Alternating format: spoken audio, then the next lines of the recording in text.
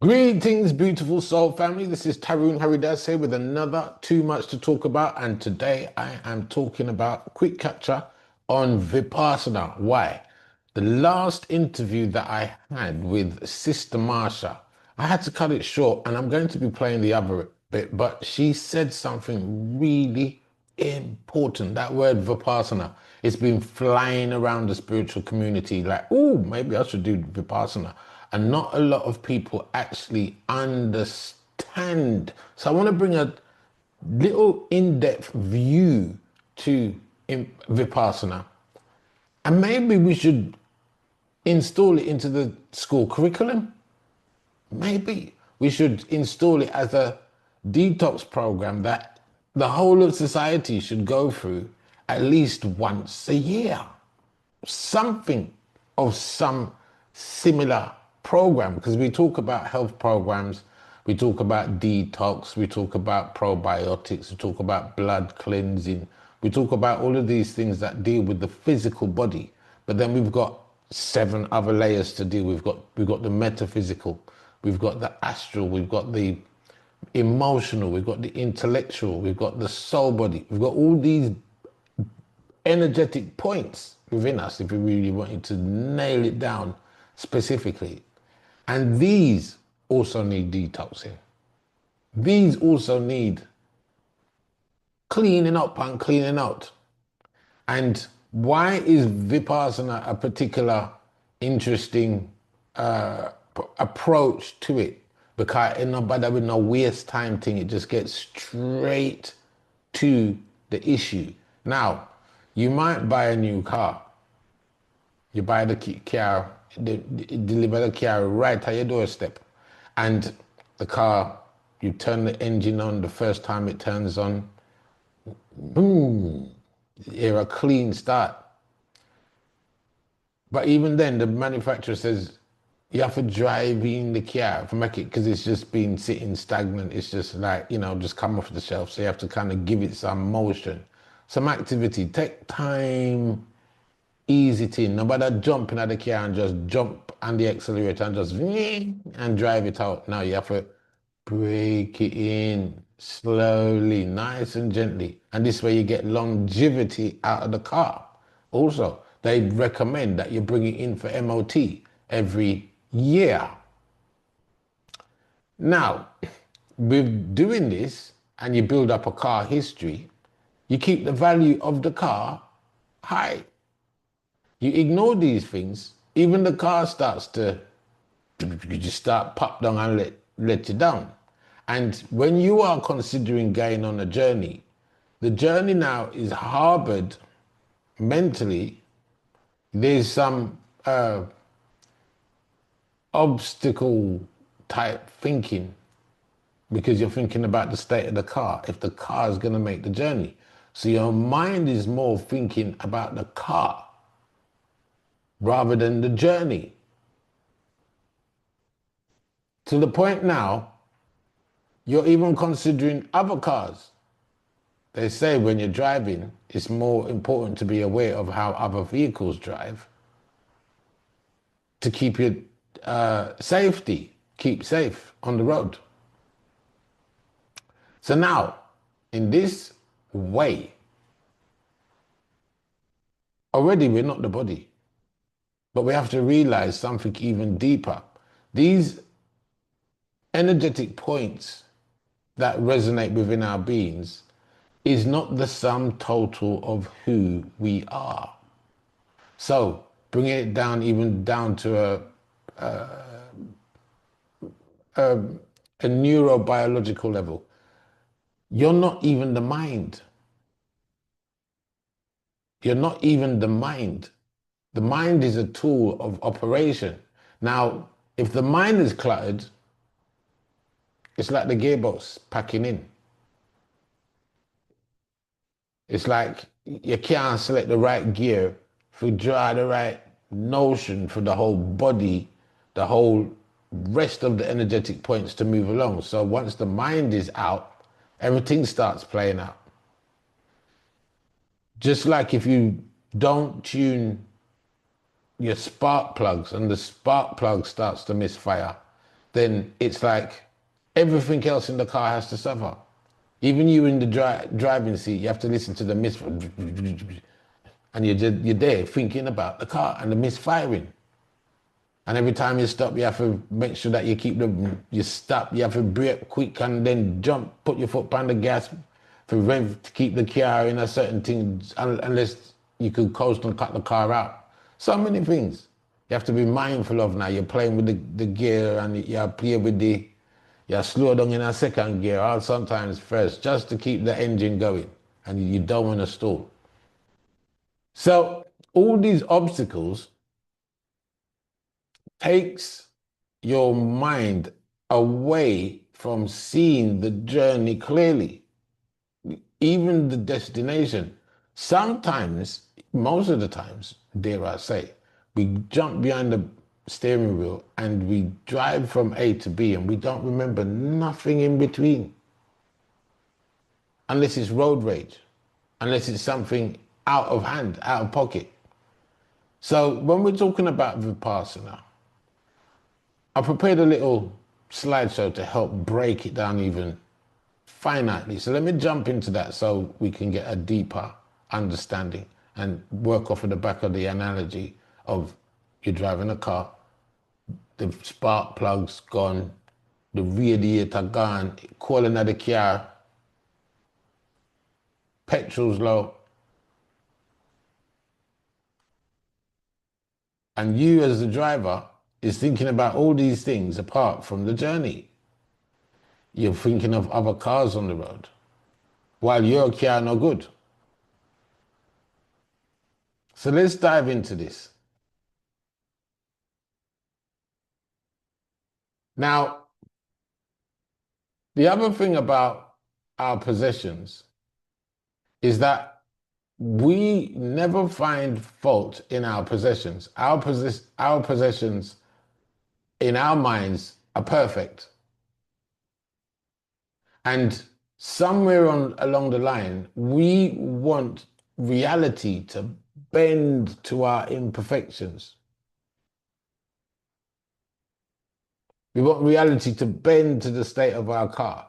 We want reality to bend to the state of our mind.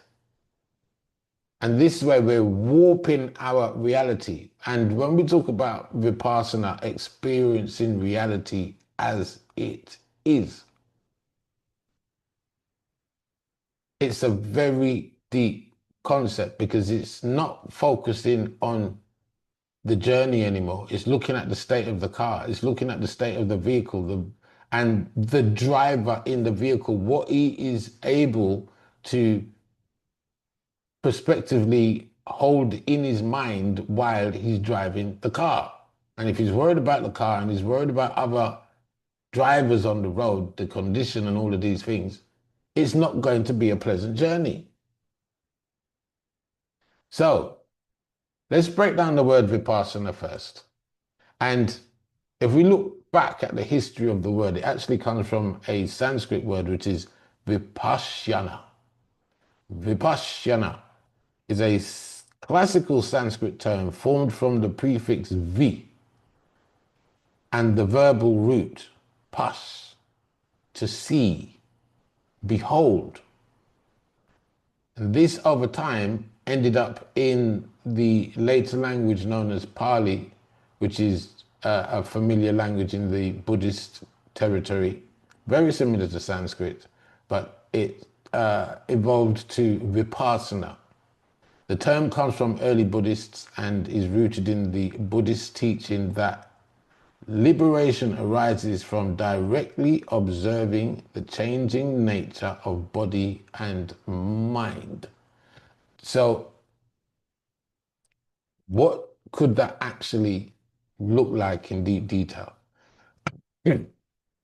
So, Vipassana comes from the Sanskrit prefix vi and the root pas, to see.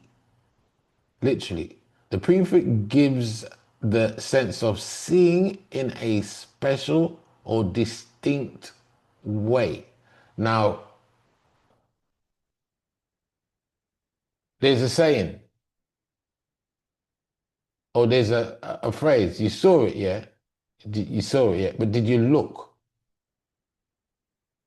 Yeah, me did see, but me never look upon it. Well, there's a difference on seeing it and looking at it. You have a different type of mm, attention at the core when you're seeing something and when you're looking at something. Now, the word itself is a feminine action noun formed from the pashyata, to see, with the ending ana.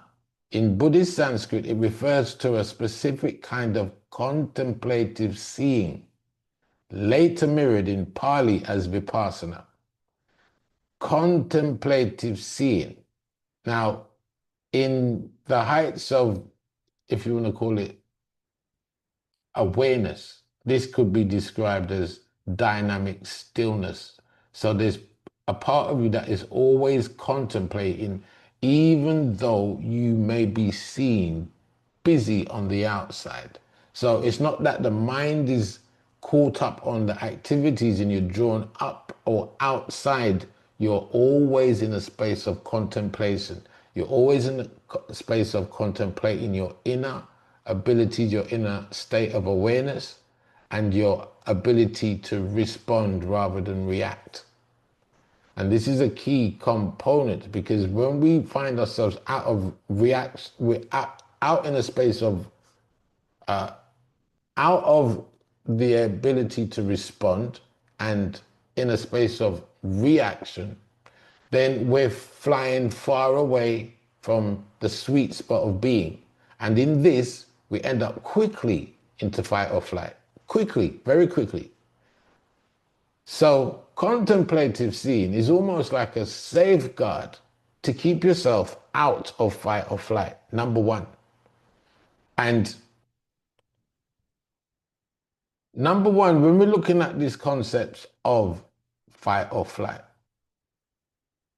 what is it that we are looking for?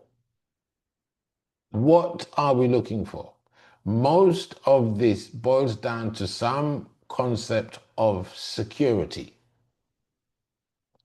And this concept of security lies behind bending reality towards how we see things because of the state of our filters, rather than how things actually are, and finding the ability to responding to them accordingly. If we respond to them accordingly to how our filters are set and the filters are wrong, let's say, for instance, the spark plug is playing up already in the car. The heater's not playing properly. And just by you hitting a speed bump could create a whole havoc in the cut up engine. It all becomes frustrating. Every little thing starts to have a knock-on effect on the journey. And while the spark plug is not working, you still want the world to bend towards, oh, the damn speed bump, oh, the this, why then put that there for? La la la la la la. Everything starts to become a problem because you're not looking at the one spark plug. The other thing is, you might not decide to learn how to drive over speed bumps properly, efficiently, and you just got this, and you're always a mash up the car. So let's step out of the car analogy for a minute and go back to the concept of what it is that we're looking for. And it always boils down to some aspect of security. In other words, suffering from feeling insecure. We want to take ourselves out of feeling insecure, bombarded. Oh, what am I going to do? What's going to happen next? What how am I going to deal with this? What's going to save me from these calamities?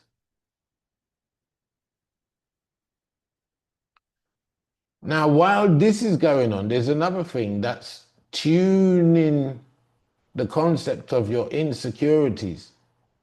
And this is pointed at what are you looking at? We can go even deeper. How are you looking at it?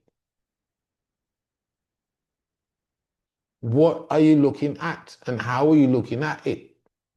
Again, most of the times we're looking at what is not bending to our reality. Rather than looking at what is setting the principles or the polarities of our reality. It's very deep.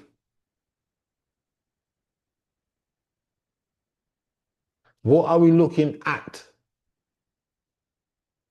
And a lot of times, what we are looking at is something that does not relate to self.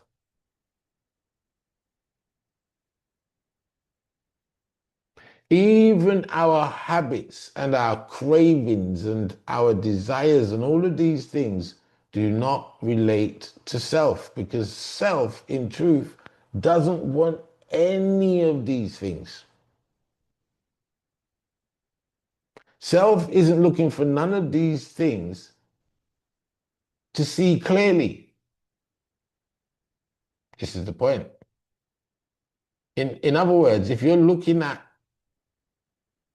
money, you're not seeing things clearly. If you're looking at food, you're not seeing things clearly. If you're looking at a specific component in the external world that feeds the concept of a desire or a security, you're not looking at things clearly. You're looking at things subjectively, not objectively. You're looking at things in the box rather than outside the box. You're looking at things from a point of limitations rather than a point of potential. So it has a complete knock-on effect on your view, perception, process of evolution or devolution, quality of your journey or the lack of it.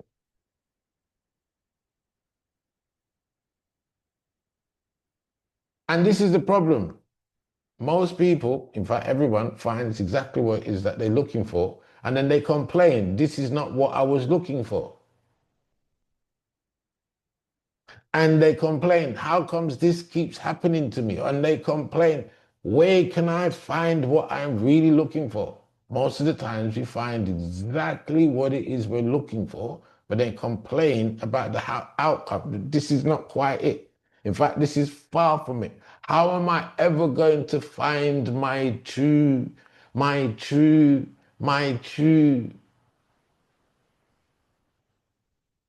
till it becomes an issue with not knowing what it is that you want to look for, because you just might you end up scared about what it is you're going to find.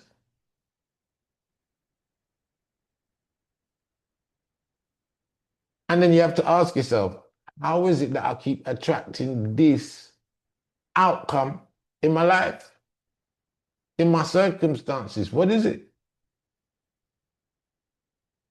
Well, this is where Vipassana comes in very like a axe, you can call it, for cut out the bad vision. And what it really aims at is looking at the filters, looking at the system, looking at the lenses, looking at what are you looking, why are you looking? Let's go there first. Why are you even looking and you can't even see straight? I tell you what, Stop looking. To see, stop looking. Sounds strange because the first thing you say is, I saw it, but did you look? Right, let's go even back even further and look at the state of how we look at things. Hint, hint.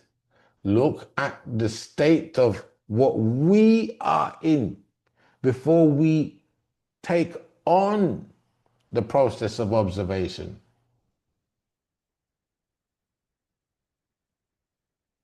So, Vipassana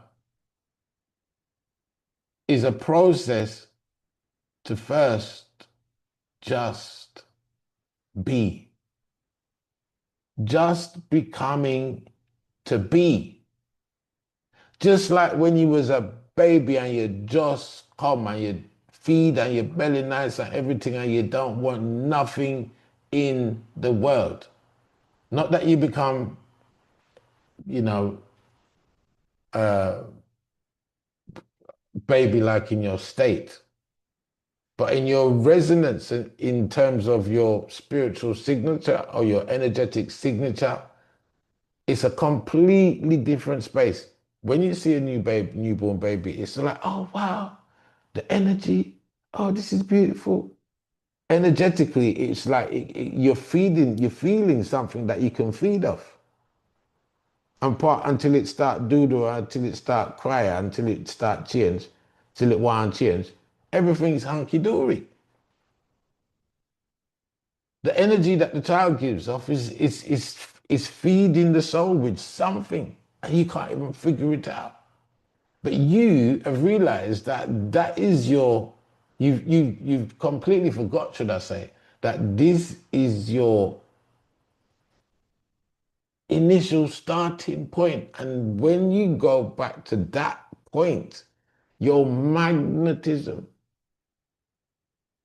your aura, and your ability now to look clearly with a clean lens becomes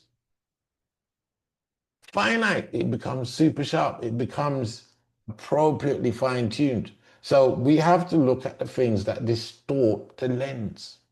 And Vipassana is that process that stops you from using corrupt lenses. Stop looking, stop seeing. In fact, just stop.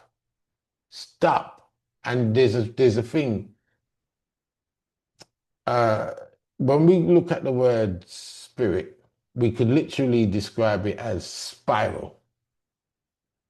Spiritual spiral. You're either spiraling up or you're spiraling down. You're either spiraling gracefully or you're spiraling chaotically. So the idea of how your energy or your energies within you are aligned or out of alignment all affects how you choose to use the lens. Now, this is the problem. This is where the problem gets even deeper.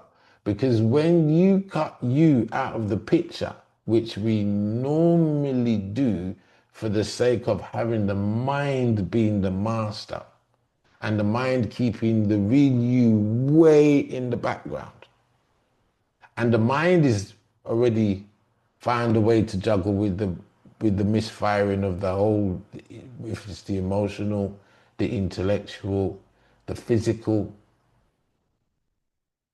So much people are suffering in silence. They know something wrong and then they won't go and get a check. They know something's wrong and they're not telling or speaking to anybody about it. They know something's wrong and then they're just continuing suicidally until it becomes a real problem. Now they're even embarrassed to talk about it because they've left it so long. So these habits within us that cause us to become suicidal, are you going to claim that that is you or that is something that is happening within you and you don't even know how to stop it?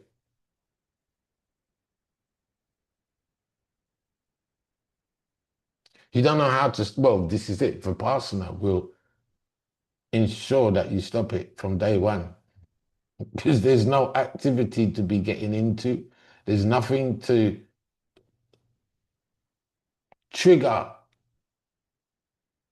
whether it's well, the thing is, outside of the mind wanting to bring your attention to these energies within your body that says, you know what, I want a cup of coffee. You know what, I want this. You know what, I want that. You know what, more some XYZ. And you find yourself that you have to now ignore these impulses. And ignoring these impulses normally kicks off a whole rampage within your body, a whole rampage within your internal environment. And this is known as the elephant in the room. The elephant starts kicking off, it starts showing rampage, and sometimes it starts to have a physical effect on you. Not in the wrong, not in the do you. It's just that your habits are not getting met. The worm them now get feed. The parasites now get feed. The stimuli, the hormones, the this, the that, they're not getting switched on as per usual. That makes you feel what you believe to be normal, which is far, far from the newborn baby.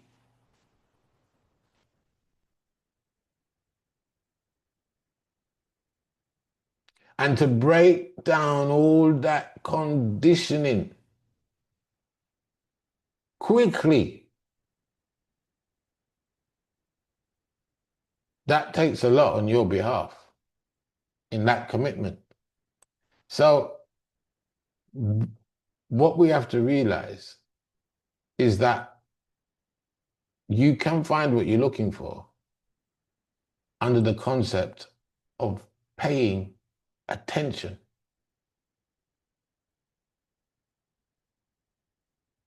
Vipassana teaches you to pay attention, a particular type of attention, where you check the lens first before you check what you're looking at. You have to be able to pay attention to what it is that's paying attention. It's taking that step up. In other words, if you pay attention to something when you're in a bad mood or a negative mood or a tamasic mood, even a passionate mood or artistic mood, you're going to be absorbing the information about the subject in a completely wrong, biased way. So this is the point. When you can fine tune paying attention, and you know that that attention that you're paying or using isn't filled with desires, isn't filled with hankerings, isn't filled with desperation, isn't filled with wants, needs, fears. Look at that quality of attention that is paying attention to whatever it is that you're looking at. And if you can master that, the way you process information and your entire environment will change. You would literally become that newborn baby and have the exact same effect on people, just like when you meet a newborn baby. It's all about the quality of paying attention to how you pay attention. And everyone is subjected to a onslaught, a massacre of noise pollution that ruins the quality of how you pay attention, what you're paying attention to in the first place, and how you are paying attention to how you pay attention. Most people have a feeling of disgust when they get called to pay attention in the society and the modern lifestyle that we live in, when we talk about mental health, when we talk about physiology, when we talk about all the things that we see that are boiling in social media towards, look at this, look at that. There's nothing that brings you to bliss and makes you laugh and give you a sense of communal growth and evolution.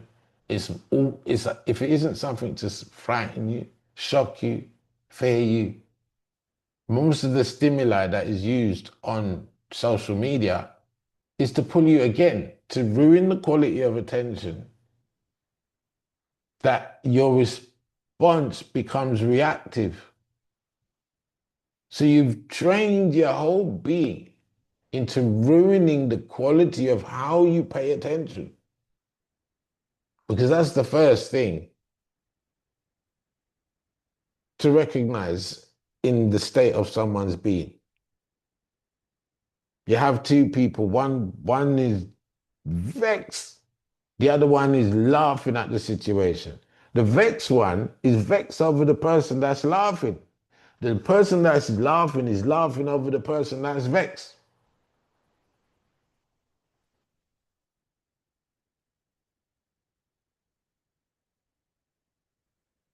Doesn't change the situation. The situation is still the situation.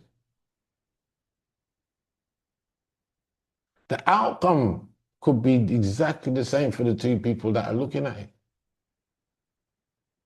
But the one that's laughing is going to deal with that situation much better than the one that's vexed.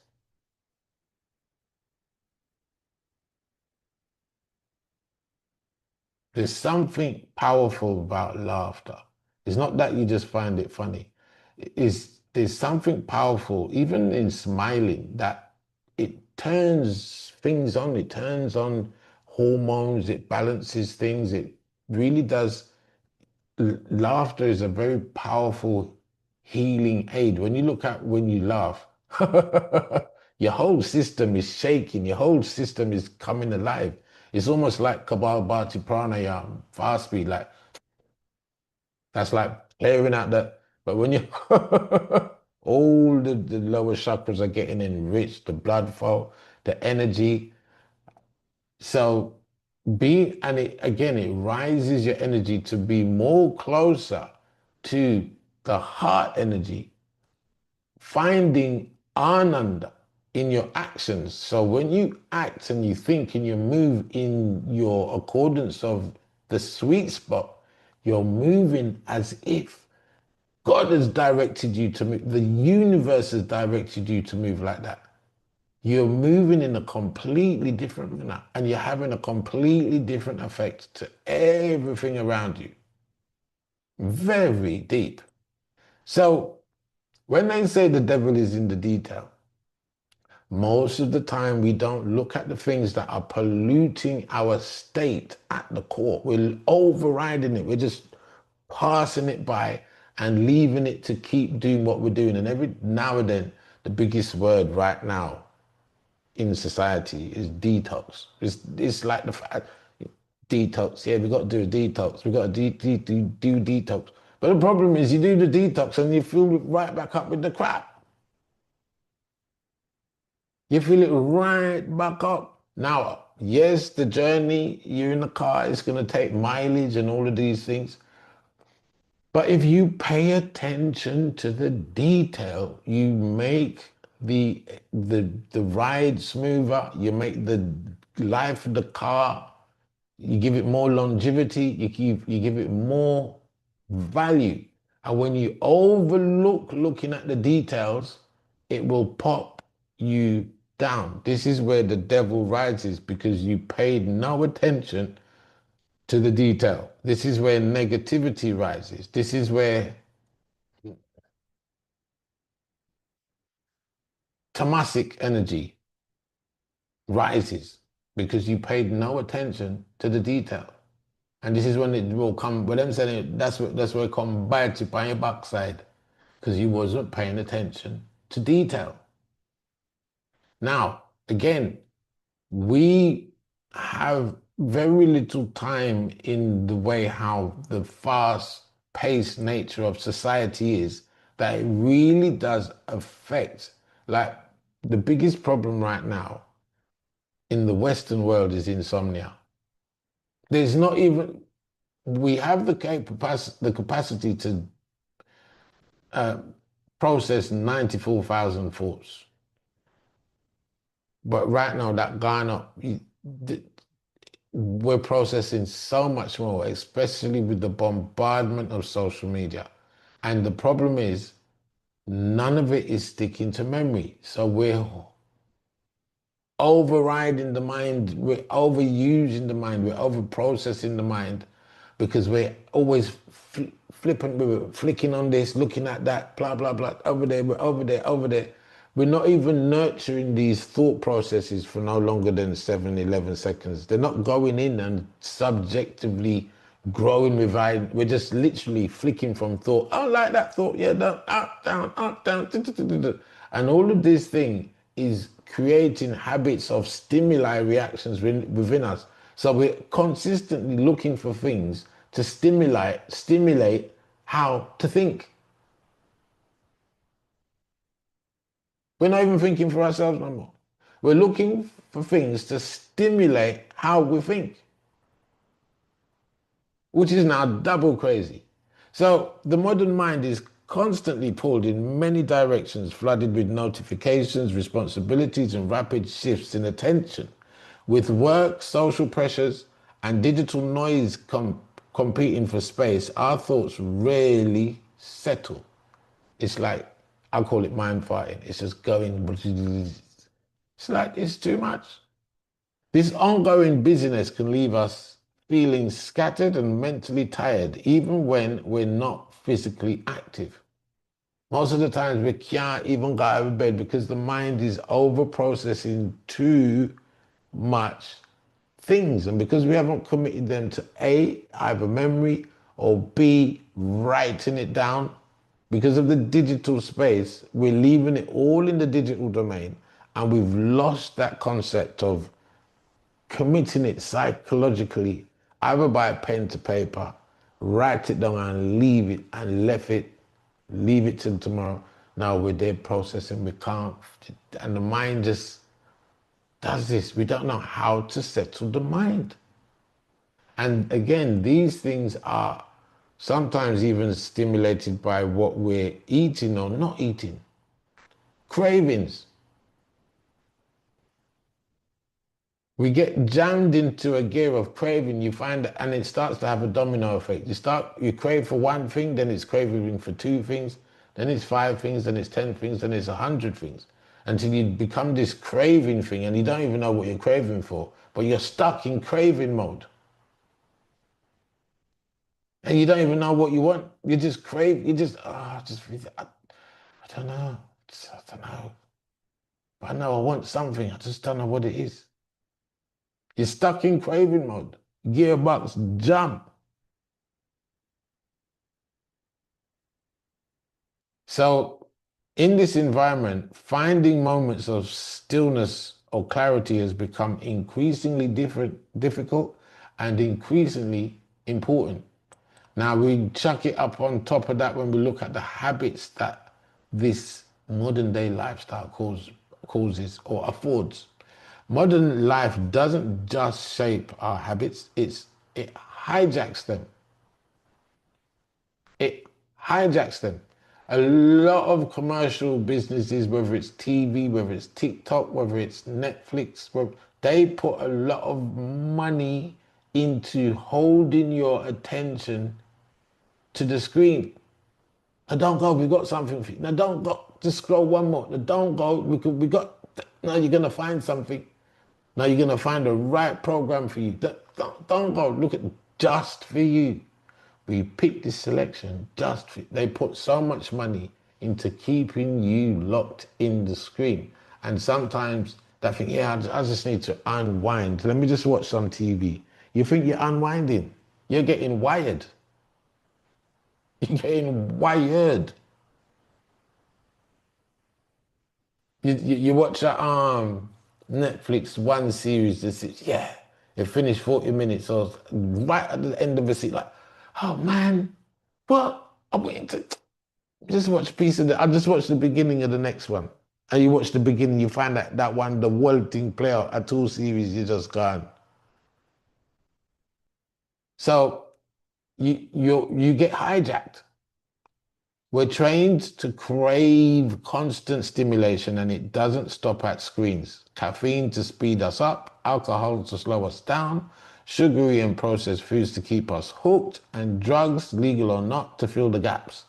These aren't just choices, they're reinforced loops that mold our moods, our quality of attention, and even our sense of self. The unsettling truth is that most of this conditioning happens long before we ever become aware of it. We like to believe we're in control, but much of the time it's our habits running us, not the other way round. We are being run by the parasites, by the hormones, by the imbalances, by the habits, by the cravings. And then we're supposed to look at something and pay attention and see it properly. Really? Mm-mm. Under that state, and you want to bend reality to see things how you see things, and you're in that state. And the funny thing is about how the world works, how the universe works, is funny. So funny. Two people could be looking at something, one could be cursing, one could be laughing.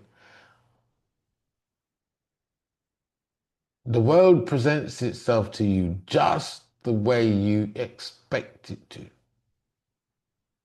The world presents the world to you just as you see it. The world, the universe expresses itself to you just as you are. This is the scary thing. Now, Vipassana gives you a chance to change the filters and change who you are. And it does it literally, it says, all right, for instance, when they're talking about stopping smoking, for instance, you have nicotine patch and this and that, and take your time, and because if you pull off the nicotine too fast, you can throw up, you can make you sick, you can get dizzy spells and all of that. Same with sugar, same with alcohol, same with drugs. Now imagine doing it all at once. Not even caffeine.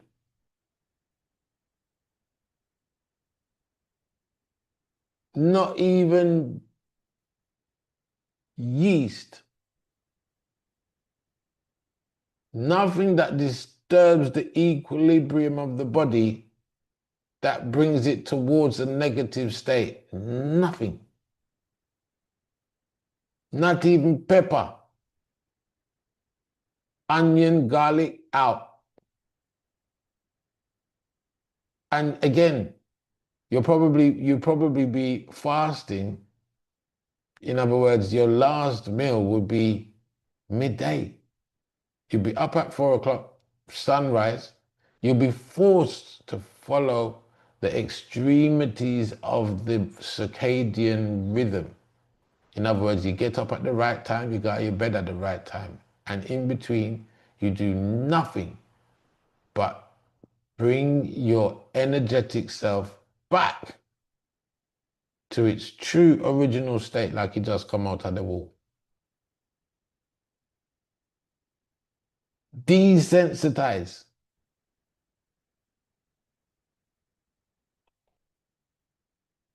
Unplug.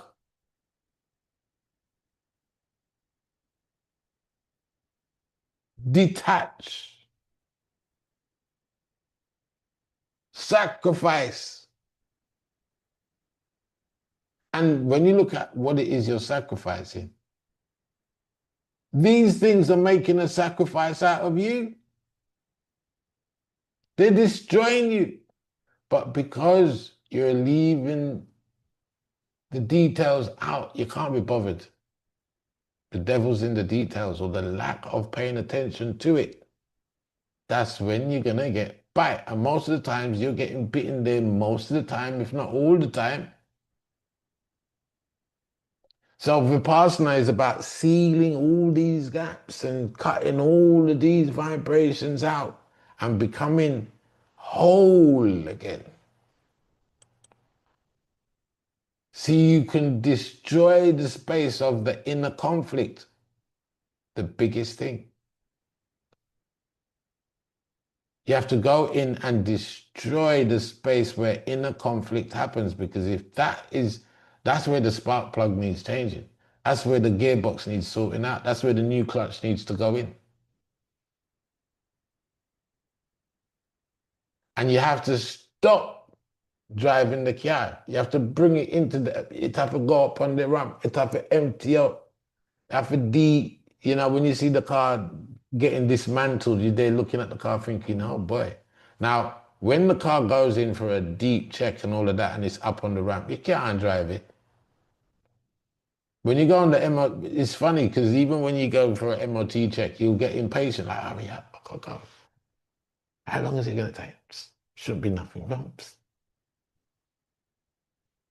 So when the whole vehicle have to go in and it gone for a week now, it's like, oh, mate, I ain't got, oh, Jesus, oh.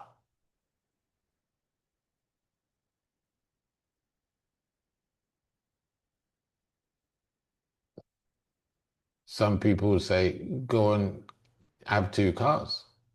The problem is you got one body. And we're talking about quintessentially you, consciousness that's driving the body, that's driving the intellect, that's driving the emotions, that's driving the physical machine, that's driving the energetic points. And if those things don't get sorted, you're consistently driving around in a hot mess. So it's important to get that equilibrium back. Stop looking. Stop seeing, just stop until your vibratory nation returns back to normal. And it doesn't take long. It's just that period of it's like when you do spring cleaning. If, you can do a cleanup, someone's coming around, some guest coming around, so you clean up quick, you just set everything. But when you do spring cleaning, you have to move the settee, you have to move the picture off of the wall and clean the dust. You have to move things and move the dirt where you can't see. And when sometimes that's when it becomes overbearing and, oh God, I didn't even know so much dirt was there. So when you stop to allow the internal process of detoxing and aligning and decluttering to happen naturally, and allow yourself to not fight the mind, not take on the mind, and because this is where if you allow the mind to win and you don't get the reset, then you didn't gain anything. So at its core, the human spirit is twofold, male and female. An inner harmony of assertive fire, strength, and receptive stillness, nurturing, action processing to wisdom, wisdom feeding action. And we have to be able to become back in peace with these two concepts within us in Vipassana. Once we've done that, once we open our eyes, now we can see clearly. Now we can see objectively. Now we can see as it really is. Now we can see without trying to bend nature towards our reality. Now we can see whether it's for our reality at all.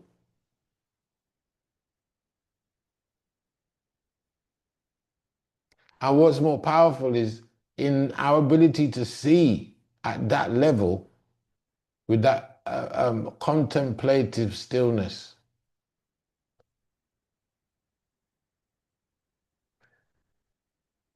We also have the ability to influence the situation in a much more powerful way. Rather than from a desperate, insecure way, you're coming from your sweet spot without even asking for it. And you're allowing, because of your state, everything else to become sweet in nature. And because that would be the most influential energy rather than a manipulative energy, the influential energy will reign. Simple 1, 2. So Vipassana at its core isn't some calm, gentle meditation. It's a radical act of seeing through the chaos that runs in its most, seeing through the chaos that runs and in most cases ruins our lives. It cuts straight into the busyness, the conditioning, the addictions, the habits that we never choose but follow anyway. It's straight to the jugular. It forces us to face the uncomfortable truth that most of what we call ourselves is just programming. Stimulated, numbed, or distracted existence. Vipassana is that rare, uncompromising look behind the curtain where we stop pretending we're in control and finally start seeing how we're being shaped. It's not meant to soothe you, it's meant to wake you up. And once you awaken, then you can step into your power. A lot of people are trying to step into a space of power and they're not awake. They're still cluttered up. So their ability to flow has been compromised. So the mind in Vipassana shows you every trick it's been using to distract you from yourself. Let me repeat that. The mind, whilst you're doing Vipassana, shows you every trick it's been using to distract you from yourself. Vipassana exposes how addicted the mind is to stimulation, drama, and distraction. And you can't, it's almost like, can you imagine if you was to use a camera and the camera, using a digital camera, and it decides to keep focusing and changing and zooming in and zooming out and going black and white and just being erratic in its nature of how it's observing a picture. Well, you don't realize that's how you're observing reality. You see someone, you're judging them up, you're sizing them up. Do you like them? Don't you like them? This, that, the other, blah, blah, blah, blah, blah, blah, blah. So much things that you're consistently observing. Do you feel safe? Don't you feel safe? Blah, blah, blah, blah, blah. All of these processes of observation is affecting you on your ability to choose how you want to be.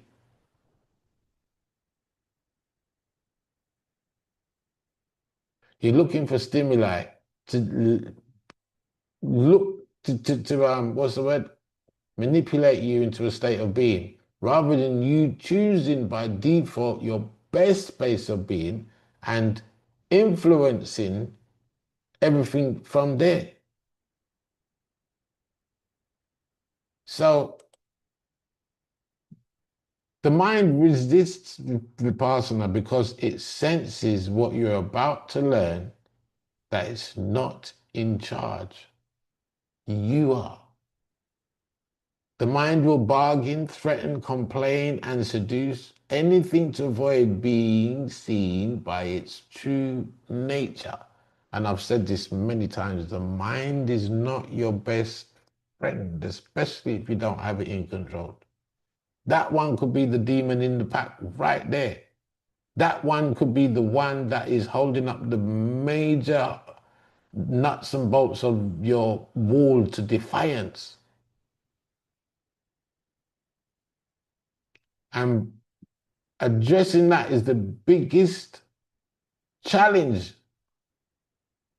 period, in the world for anyone, for them to realize and admit that maybe their process needs fine-tuning and they need to stop trying to bend nature to their reality.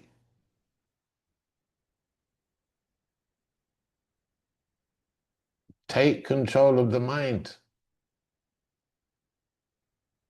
Take control of the senses. Take control of the things that represent self. And then self can give itself a true representation of what it is, because everything is now aligned. So, the 5 rules when it comes to Vipassana, because it's not just about sitting there in silence. There's a whole physical, physiological, mental, psychological uh, process that happens when you adhere to these 5 rules. And I'm going to fly through them quickly. Number 1 is no killing, because every act of harm, even against an insect reinforces the part of you that solves discomfort with violence. Vipassana demands you confront that impulse instead of acting it out. It forces you to realize how quickly irritation turns into aggression, and how much of your normal behavior is built on unconscious hostility you've never examined. That one is deep.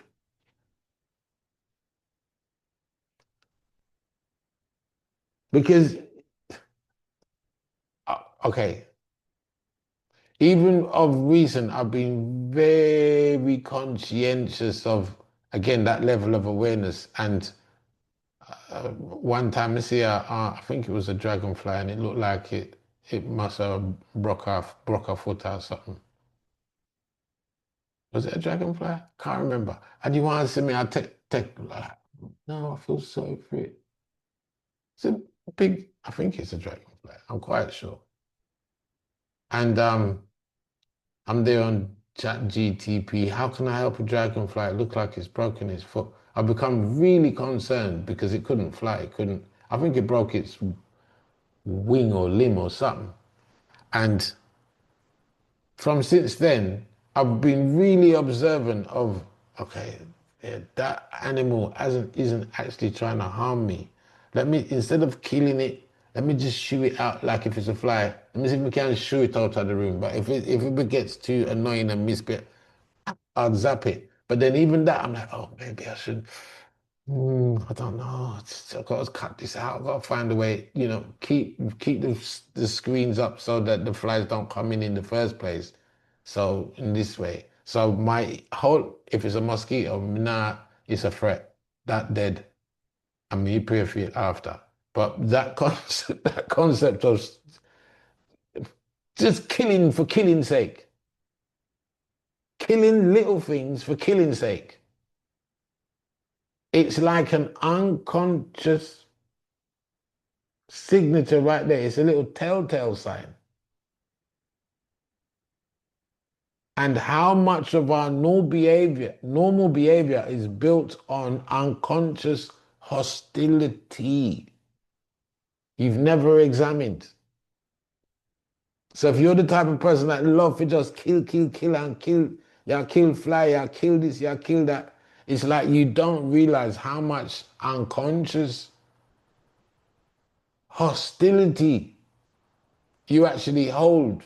Because there's a saying in psychology, how you do anything is how you do everything. It has a knock-on effect on how you did, whether it's a small person, a big person. Again, if it's somebody that is big or threatening in your concept, in your view, because you can't be hostile towards them. So to what's the word now? There's a word that okay, psychology, I'll use that. There's a phrase that they'd use is because you can't act out your hostility, you then flip to being a type A behavior. So in other words, it's just saying yes, you become a people pleaser and so forth. And most of the times there's a lot of people that do a lot of people pleasing, and after they've pleased whoever it is that they put themselves up to please, they're moaning and groaning about it after, like, boy, I do this, I do that. They're not even, and so they stop helping them then. Yeah, but they might do only, and they might depend. So they find themselves in a pattern of enabling, and they're giving away their energy and moaning about it after. So they're using their hostility in a completely, what's the word? Two-faced way, backbiting. Because they don't know how to confront it in the first off. And now this is a problem. This is a solution. Once you get rid of hostility within you, you're able to speak your truth easier. Because you're neither hostile or defensive or anything. You can drop diplomacy and just speak your truth. Because you're not worried about. So the trade-offs right there, there's a flip to it. Because if you're unconsciously hostile, if you breed, it's like every time you get into a scenario or a situation, this is, can I be killed? Who do I have to kill?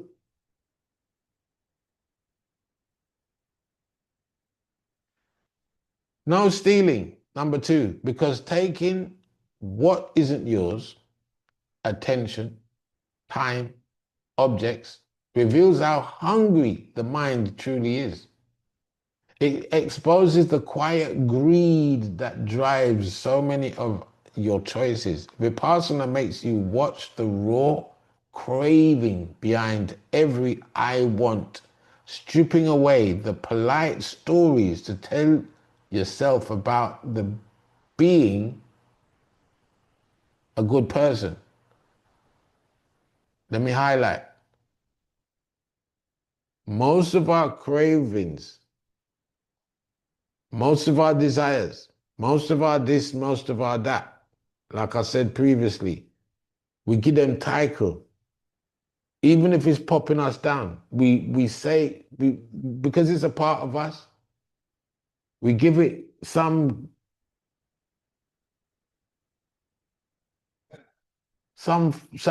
creditation. Yeah, I know I overeat, but I feel good in myself as being close to being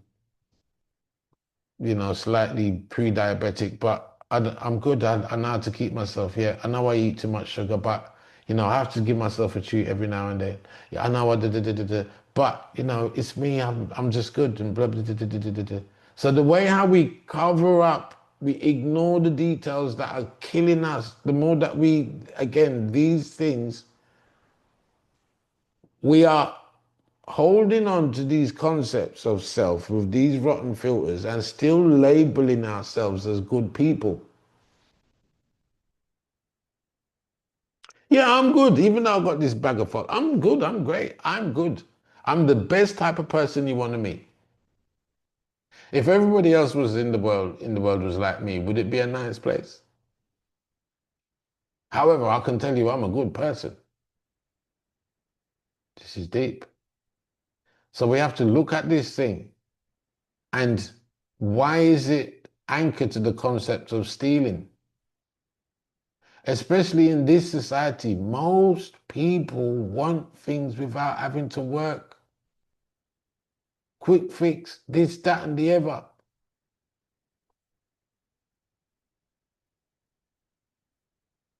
Fake news,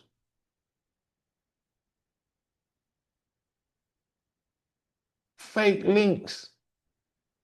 You'd have to ask yourself, why do people bother? There's a thing, even on YouTube, you might see the name of a film. You click on it, it's not the film. Why do people even bother put that up? Why do they want to ruin your process of attention? That even you watch it, you know it's a fake, and why did they put, man, cha,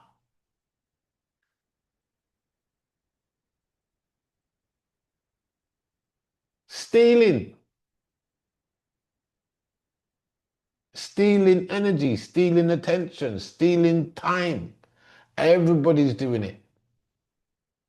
Let me steal a little bit of your time. Let me steal a bit of your time.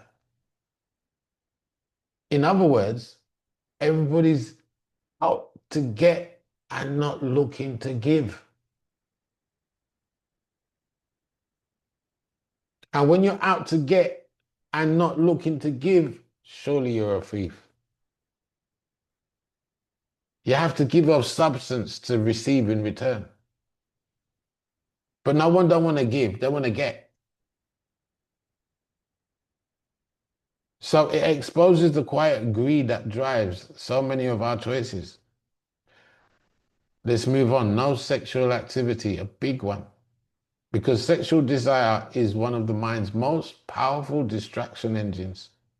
It drags your attention outward, hijacks your imagination, and keeps you rehearsing fantasies instead of seeing reality. Celibacy during Vipassana isn't prudish. It's a radical experiment in cutting off one from the brain's most addictive reward loops to see what's left when you don't get it. What's left of you without it. I've heard some people complain, boy, I mean, nah, I get nothing. Nah, I get nothing. And because they're not getting it, they feel lonely of themselves. They feel unworthy. They feel disconnected to life. They feel that they don't really fit in.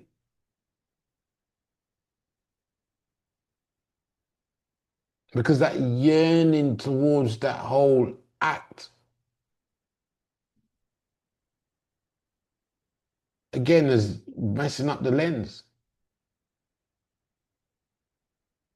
No full speech, because most speech is a way to shape the world to your liking, manipulate perception, hide insecurity, or avoid discomfort. When you stop talking entirely, you lose your favorite escape route. Then, just cut it out. Don't even send it. We know why you're not. Don't talk. Just don't talk. No escape. This is scary because people can talk to themselves. They can talk themselves out of things, talk themselves into things, talk themselves around things.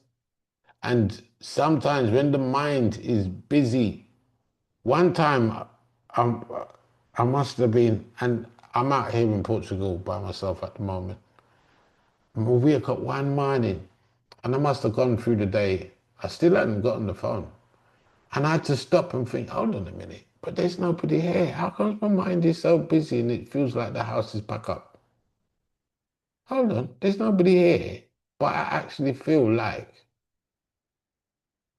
because the world is so busy in your head, you miss what's happening in reality. So this is very important to check this, because nobody's here, but my mind believes that people die out like it's clusterfuck. No, it's my own brain. After that, nope, stop. Crazy. And sometimes your own brain, because it's so busy, you can't see what's right in front of you because you're seeing too much of what's going on in your mind. So it's crazy. So, no intoxicants. Hold on, let's finish off the no full speech. Let's just drill that in.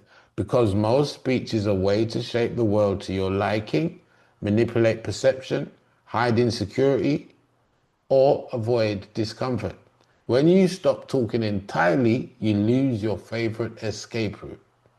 Vipassana forces you to sit with the thoughts you normally drown in chatter, and you quickly discover how much of your identity is stitched together by words.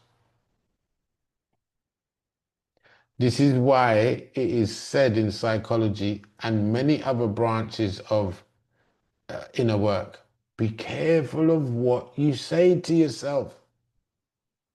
Be careful of what you're thinking, because it does change everything.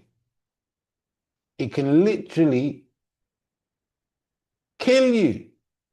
Your thinking alone can give you a heart attack. Your thinking alone can raise your anxiety, give you a stroke. Your thinking alone can bring so much uh, discomfort to the body that it just doesn't know how to react. And it just throws wobbly, and next minute you've got a major catastrophe on your hands. So, last one, no intoxicants, because substances, from caffeine to alcohol to recreational drugs, are the modern world's legal ways of avoiding yourself.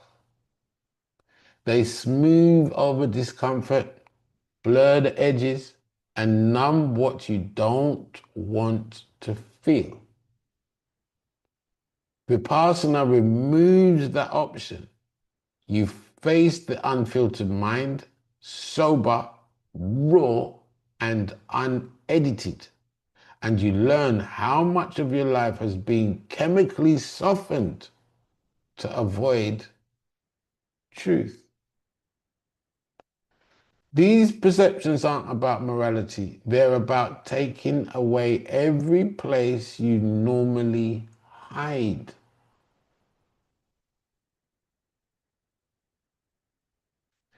Vipassana only works when there's nowhere left to run. And that's the deepness of it. When there's nowhere left to go but just you to face. And when you find you and the beauty of you that has been hiding behind all of the other things that has kept you away from being you, you will have a moment. It will crystallize into a beautiful sense of being. It's like the seed has finally opened. And that sense of being has finally come to fruition. You've returned to your true Satchitananda, your highest form of resonance of bliss, your concept of truth that reverberates in you, and the highest form of regard for your existence. All combined, working in its natural highest order. And when your thoughts and your actions are backed by that state, it's almost like you're upon Formula One running now. And now you're gone. Now you're most attractive. Now you're most influential. Now you're unstoppable. So that's the real nuts and bolts of looking at what it is to take on Vipassana. through a modern day perspective. And I hope I've done it some justice and you get some insight to how deep the work is that really needs to be done. Now, Vipassana is, again, like I said, it's a all in one go, stop it, locks up, straight to jail, and it works. It's a very powerful process, very powerful process. It doesn't take much. This is the other thing. It actually doesn't take much. It's not like you have to buy expensive uh, machines or this or that or blah blah. It just needs you to stop what you're doing and find your space in a space where you can really develop a strong sense of contemplation about self and how you appropriate yourself in this world. From a deep meditative space where you're not triggered by stimuli from this world. You're completely relying on what makes you naturally you, bringing yourself back to pure essence.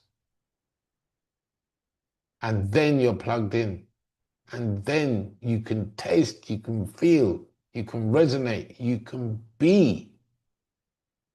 Now your process of becoming will be one of evolution, rather one of confusion. So, thank you all for that, for coming along to look into this insight of what Vipassana actually means. Tap the like and subscribe button for more information. And again, look out for part 2 of that information, the interview with Sister Marsha. She's got so much to give and share. Also, I'll give a quick highlight to the 12 Days of Consciousness course that I'm doing this winter solstice, starting from the 10th to the 21st. And this is a 12-day inner shadow work where we're going to be doing, we're working from a journey that has a journal that I have compiled, which has 24 chapters, 24 specific modulars to tap into and look into to develop ourselves and align our energies appropriately for the next year coming forward. I'm going to say that I've done this course for 4 years and this would be the 5th year, and it's part and parcel. I feel like it's a part of my secret. It's not much of a secret, but it's part of my formula to my successes. And sometimes they say the secret is right in front of your face. I'll tell you a secret.